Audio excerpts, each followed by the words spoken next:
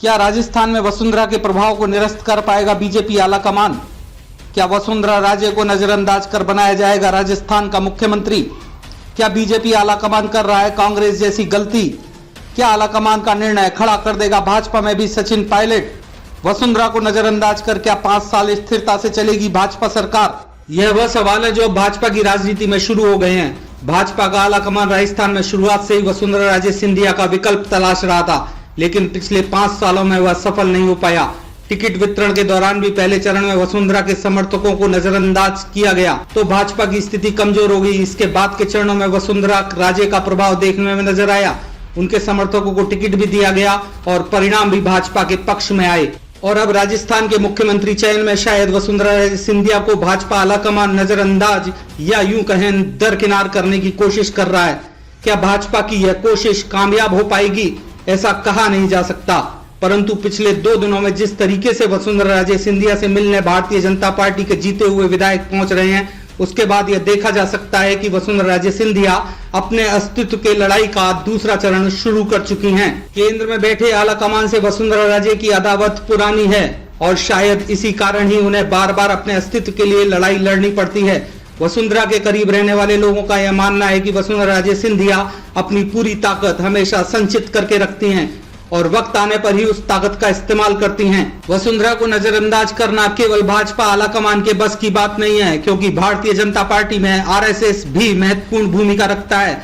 राजनीतिक जानकार मानते हैं कि आरएसएस ग्रुप का एक बड़ा धड़ा हमेशा वसुंधरा राजे सिंधिया के पक्ष में खड़ा रहा है। अगर वास्तविकता ऐसी ही है तो वसुंधरा राजे सिंधिया को नजरअंदाज करना भाजपा आलाकमान के लिए भी आसान नहीं होगा।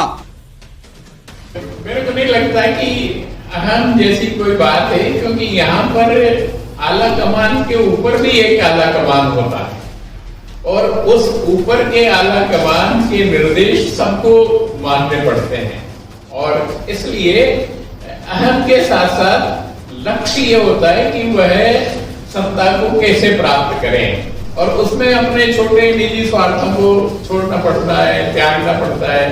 तो उसी तरह से भाजपा में जब केंद्र से कोई तलाश शुरू होती है तो राज्य के स्तर पर यदि उनके समर्थन में, उनके पक्ष में चीजें नहीं होती है तो उनका गुस्सा और उनकी नाराजगी झलकने लगती है राज्य के नेताओं की।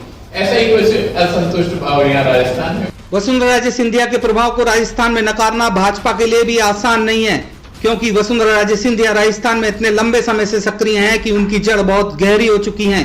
उनकी गहरी जड़ों को निरस्त करना भाजपा के लिए आसान नहीं होगा। वसुंधरा जी राजस्थान की राजनीति में उनका एक विशेष स्थान है। वो पहले यहाँ से राजस्थान में सांसद बनी, सांसद बनने के साथ साथ वो विदेश राज्य मंत्री रही, फिर वो मुख्यमंत्री बनी और मुख्यमंत्री की पारी भी उन्होंने लंबे समय तक खेली।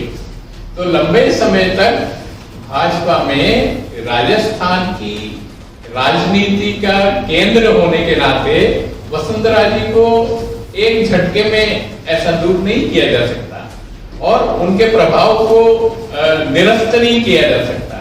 ऐसी स्थिति में जाहिर है वसुंधरा जी की क्या उपयोगिता हो सकती है, वसुंधरा जी को किस तरह से अपने समर्थन में भाजपा काम में ले सकती है, इन सब बिंदुओं पर विचार मंथन करके कौन उनका प्रतिस्थापित या विकल्प हो सकता है उसकी तलाश भाजपा कर रही है। खैर बात चाहे जो हो, लेकिन वसुंधरा राजे सिंधिया अभी भी राजस्थान में लोकप्रिय नेता के रूप में पहचानी जाती हैं। उनके समर्थक विधायक भी चुनाव जीतकर विधानसभा पहुंचे हैं और उनके घर मिलने पहुंच रहे हैं। घर मिलने पहुंचने का तो एक बहाना होगा, ऐसा भी हो सकता है कि वसुंधरा राजे सिंधिया को अपनी शक्ति आला कमान को दिखाने की जरूरत महसूस हो रही हो। इन स्थितियों में आला कमान के लिए राजस्थान में मुख्यमंत्री घोषित करना एक बड़ी चुनौती होगी, क्योंकि 6 महीने बाद लोकसभा चुनाव भी हैं और चुनाव की गणित बहुत महत्वपूर्ण होती है। धरा डिजिटल के लिए पीयूष प्रत्यक्ष की रिपोर्ट।